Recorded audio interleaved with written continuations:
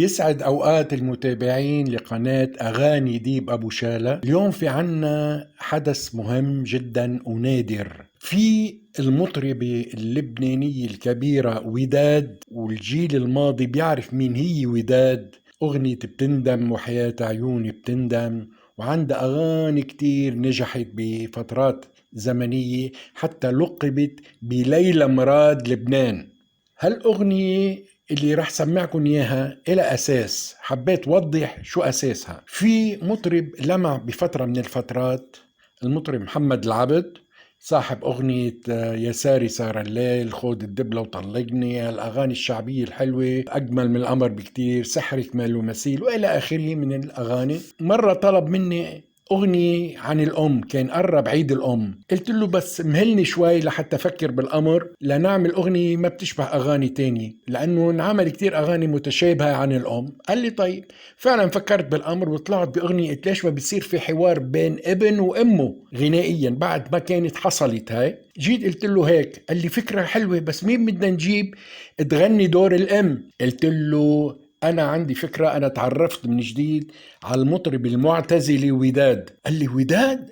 إيه؟ قلت له إيه، ما هي اعتزلت الغناء وست كبرت بالعمر وهيك، بقى حجرب أقنعها. قال لي بتقنع منك؟ قلت له منجرب. وفعلا بذلت مجهود لأقنعتها أنها تغني هالأغنية حوارية، هي الأم ومحمد العبد هو بيكون الابن. وألفت ولحنت الأغنية، ومطلع بقول يا أغلى الغوالي حبك مخلوق في دمي، أنسى الدنيا من بالي ولا أنساك يا أمي. هيدا مطلع الأغنية. وفعلا عملت بروفا مع عازف عود، ورح سمعكم البروفا البدائية. بعتذر على وحاشة صوت إذا صح التعبير، بس لوصلكم للقفلة النهائية بعدين. نسمع سوا.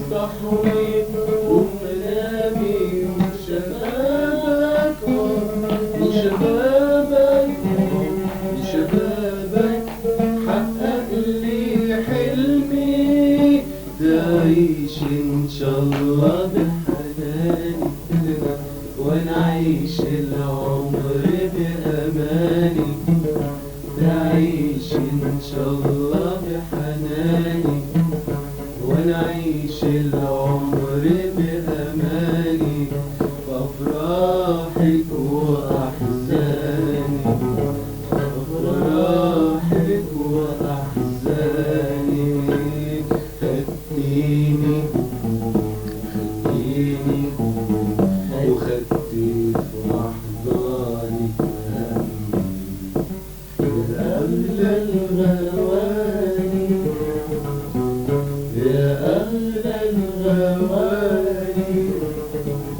حبك مخلوق الدمي، أنسى الدنيا من بالي ولا أنساك يا أمي. فداك اسمي يا ضنايا، ما انت عمري وهنايا. فداك اسمي يا ضنايا، ما انت عمري وهنايا. وجودك انا عندي كفايه، وكفايه قولي يا امي. وجودك انا عندي كفايه، وكفايه قولي يا امي. كفايه كفايه كفايه قولي يا امي. ضحيت بهناكي عشاني، بدلت زماني بزماني. ضحيت بهناكي عشاني، بدلت زمانك بزماني. حنانك ساكن أحضاني، حنانك ساكن أحضاني. ضميني ضميني ضميني بحنانك ضميني. أغلى الغوالي يا أغلى الغوالي، حبك مخلوق في دمي. أنسى الدنيا من بالي ولا أنساك يا أمي.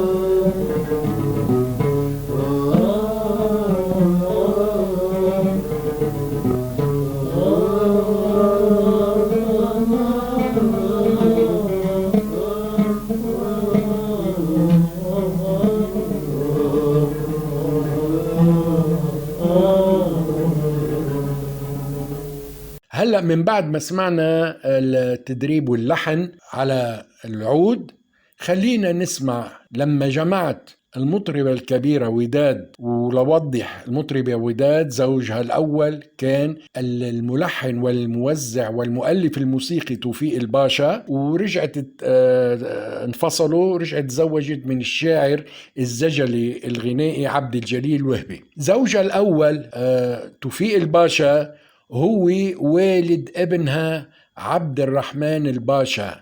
مين عبد الرحمن الباشا؟ هو يعتبر من أهم عازفين بيانو بالعالم، اللي عزف قدام الملكة إليزابيث وغيرها من العظماء بالسياسة وبالحكم. خلينا هلأ نسمع وداد ومحمد العبد كيف قالوا هالمقطع عندي ببيتي وتدربوا عليها للغنية بهالشكل.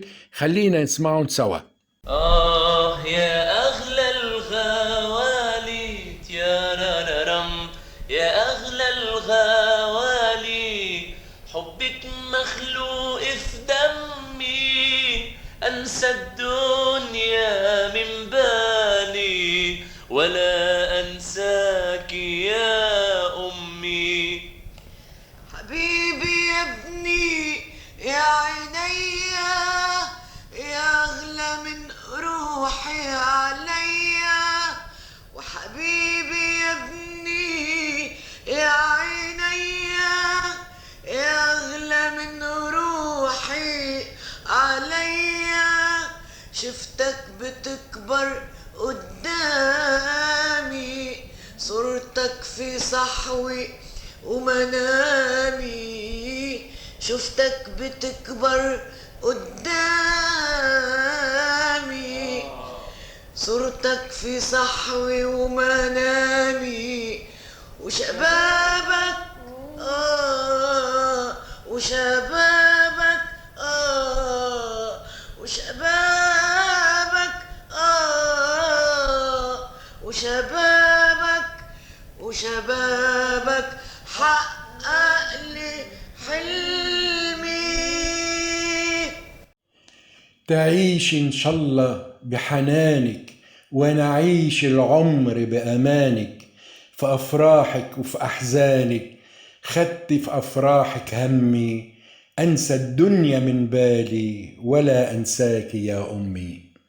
بحب وضح إنه محمد العبد والمطربة أيضا وداد لما غنوا هالأغنية ببيتي كانت المناسبة عيد الأم، وإجا تلفزيون لبنان صور هالحدث هيدا وهاللقاء وهالحوار الغنائي، طبعا ضمن برنامج كانت بتعد وبتقدمه الإعلامية المعروفة نضال الأحمدية. هلأ من بعد ما سمعناهم سوا أخذنا فكرة عن المطربة وداد اللي رح سمعكم مجموعة مقاطع صغيرة من أغنياتها للي ما بيعرف مين وداد. خلينا نسمع وداد ببعض المقاطع من أغانيها الشهيرة. وبتندم وحياة عيوني بتندم، بدك تقهرني طيب غبلك شي غيب وجنب، لما بترجع يا حبيب يا حبيب شو بدك تندم يا خويي شو بدك تندم.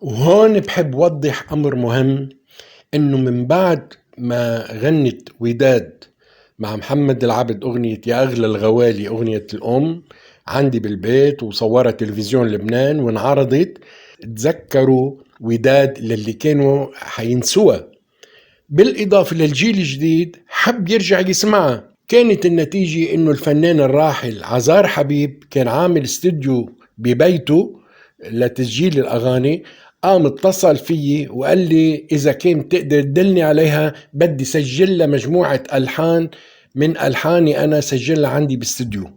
وفعلا هيدا اللي صار، وجمعته بوداد وسجل لها مجموعة أغاني ورجعت تشتغل، ورجعوا يتصلوا فيها الصحفيين والإعلاميين إنه كيف رجعت بأغنية حوار بين أم وابنها.